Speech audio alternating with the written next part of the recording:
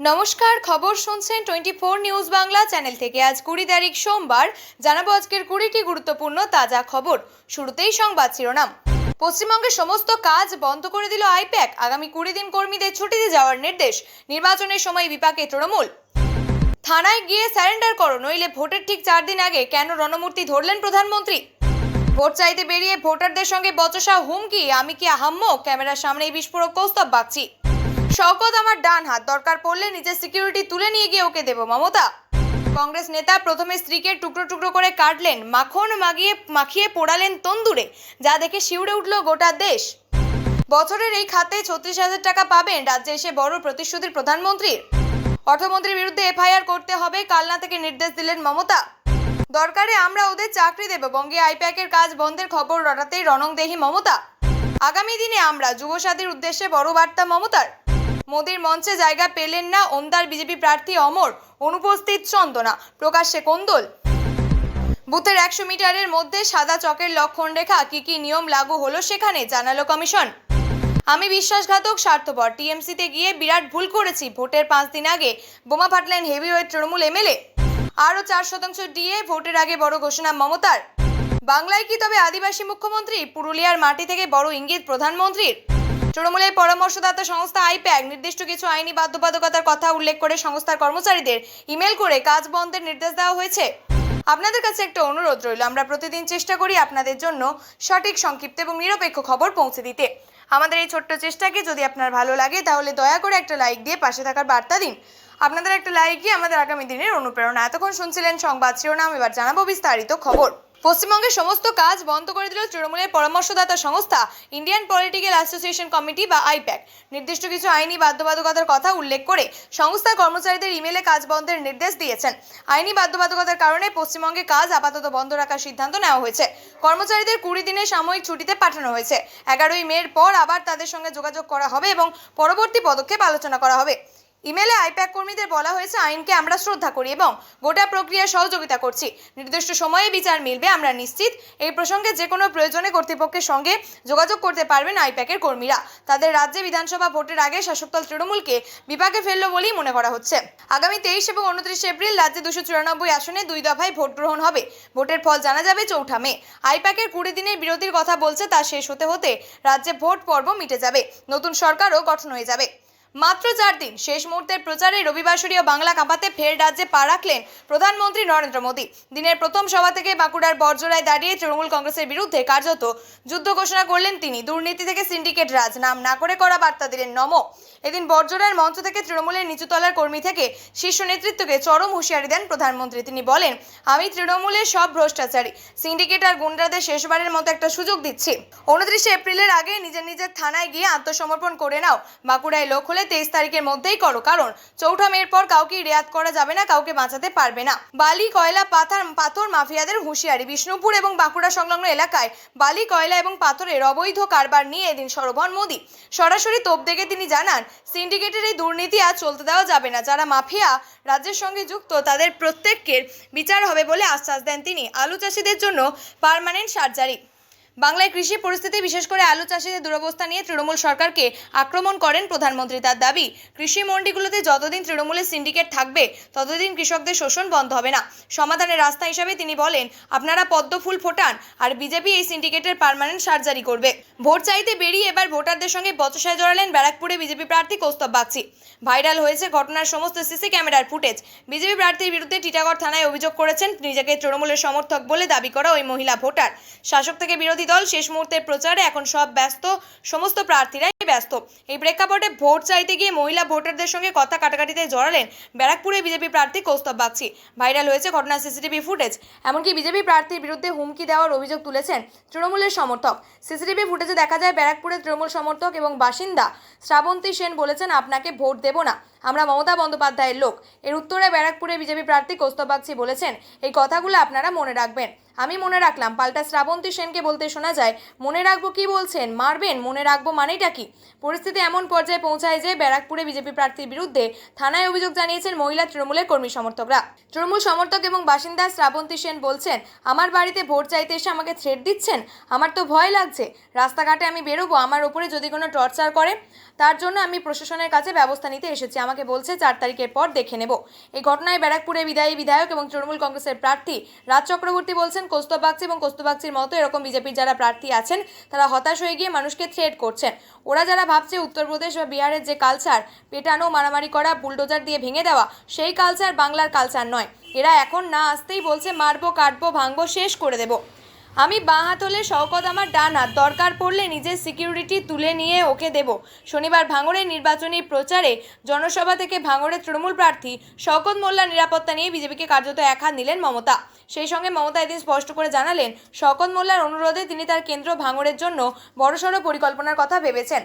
শওকতের নিরাপত্তা নিয়ে এদিন বিজেপিকে তীব্র আক্রমণ করেছেন মমতা। তৃণমূল নেত্রী হুঁশিয়ারি দিয়ে বলেন, আমার সিকিউরিটি তুলে নিন। যদি সেরকম হয় আমি আমার সিকিউরিটি তুলে নিয়ে শওকতকে দেবো, দেখি আপনারা কি করতে পারেন। আমার সিকিউরিটির দরকার নেই, আমি ওসব গুন্ডা টুন্ডাকে ভয় পাই না। আমাকে বোম বন্দুক দিয়ে মেরেও কিছু করা যাবে না। জন্মেছি একদিন, মৃত্যু একদিন হবেই। তবে বিজেপিকে আমি দেখেই ছাড়বো, ওদের আমি ছাড়বো না। মানুষের জীবন নিয়ে খেলবেন না, মানুষের নিরাপত্তা নিয়ে খেলবেন না। মমতার দাবি, বিজেপির নেতারা 20-30টা করে গাড়িতে সেন্ট্রাল ফোর্স নিয়ে ঘুরে বেড়াবে, আর শওকতের সিকিউরিটি কেড়ে নেওয়া হবে, কারণ বিজেপির ভ্যানিশ ওয়াশিং কমিশন অর্ডার দেবে। তৃণমূল নেত্রীর কথায় ভাঙড়ে এমন কিছু বিজেপির দালাল আছে যারা টুক করে বোম মারে আর বিজেপিকে ফোন করে বলে একে অ্যারেস্ট করা, ওরা বিজেপির টাকায় চলে। মমতা বলেন, আমি ইচ্ছা করেই শওকতকে ক্যানিং থেকে এখানে নিয়ে এসেছি। ও আমাকে বলেছিল 8টি থানা বানাতে, মেডিকেল কলেজের কথাও ওই বলেছিল। ক্যানিং স্টেডিয়াম থেকে শুরু করে যা যা দরকার সব করে দেব। তবে উন্নয়নের এই গ্যারান্টির বিনিময়ে মমতার শর্ত একটাই, শওকতকে জেতানো।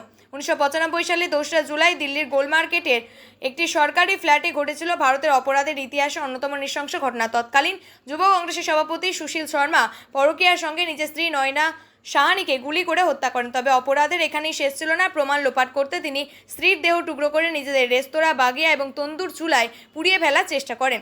সন্দেহ থেকে নৃশংস হত্যা। তদন্ত তৎকালীন তথ্য অনুযায়ী সুশীল বর্মা দীর্ঘদিনের সন্দেহ ছিল যে নয়না সাহনি তার পুরনো বন্ধু মতলুব করিমের সঙ্গে সম্পর্কে লিপ্ত।